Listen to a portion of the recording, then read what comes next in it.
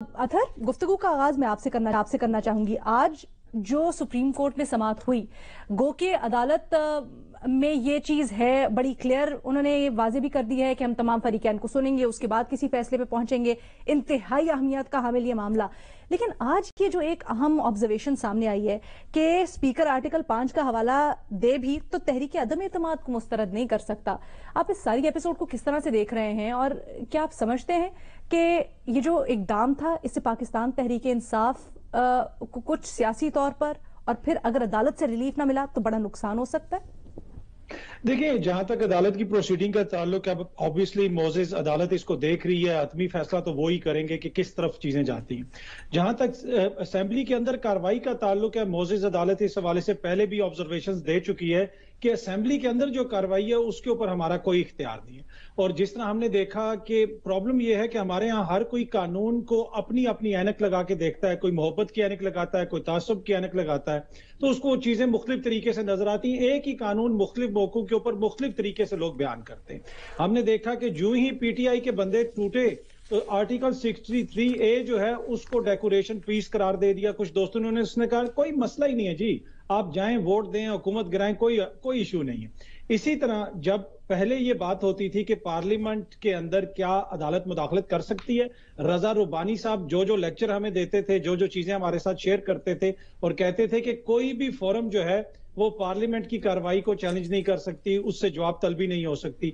अब अगेन उन्हीं दोस्तों ने इस तरह की बातें करना शुरू कर दी हैं कि जी अदालत इसकी तशरीह करेगी, अदालत में हम चले गए, अदालत फौरन फैसला दे, डिले हो गया। तो मसला ये है कि हर कोई अपनी अपनी तशरीह करता है।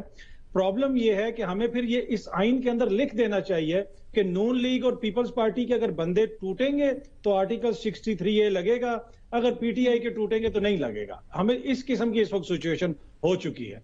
तो ये बड़ी अनफॉर्चुनेट है। हर किसी को अपने उसके मुताबिक देख के बात करनी चाहिए, जो भी वो राय रखता है। अब मेन चीज इसमें यह है कि असल तशरीह तो अदालत ने करनी है। जो भी वो तशरीह करेंगे, मोअज़्ज़िज़ अदालत जो कहेगी मैं भी कबूल करूंगा, और मेजॉरिटी जो पाकिस्तान के लोग हैं उनको माननी पड़ेगी इस तशरीह को।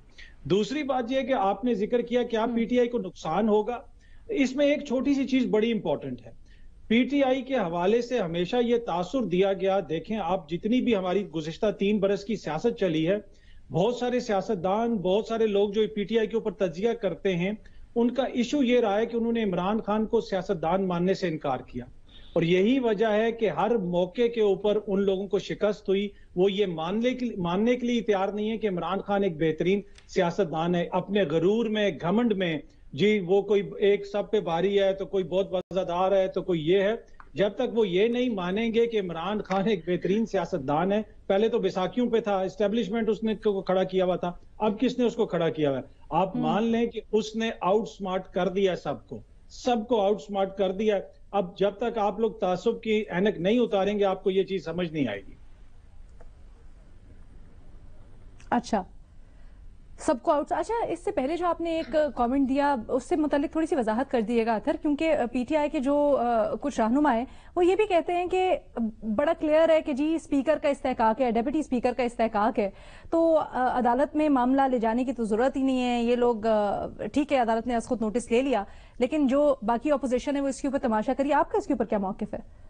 देखिए, मेरा इस पे ये मौकिफ है कि सियासी जंग है, इलेक्शन का ऐलान हो चुका है। आप तो यही कहते थे ना, इमरान खान तुम डरपोक हो, असेंबलियां क्यों नहीं तोड़ते। और गुज़िश्ता चंद दिनों के दौरान हमने देखा, चंद हफ्तों के दौरान हमने देखा कि जब ये बहस चली तो कौमी सलामती के इदारों के ऊपर भी तनकीद हुई, उनको भी टारगेट किया गया। अब अगेन ऑपोजिशन की ख्वाहिश है कि कोई तकनीकी बुनियादों के ऊपर इंसाफ ले, उससे दोबारा इदारे मुतनाज़े होंगे और वो जो बहस इस वक्त सियासी कारकुनों की एक दूसरे के खिलाफ है, वो फिर इदारे इसमें आ जाएंगे और तोपों का रुख इदारों की तरफ हो जाएगा। मेरे ख्याल में अदालत को इस सिलसिले में कोई ऐसा अच्छा, फैसला ये नहीं देना बड़ा चाहिए जिससे इंटरेस्टिंग है। इलेक्शन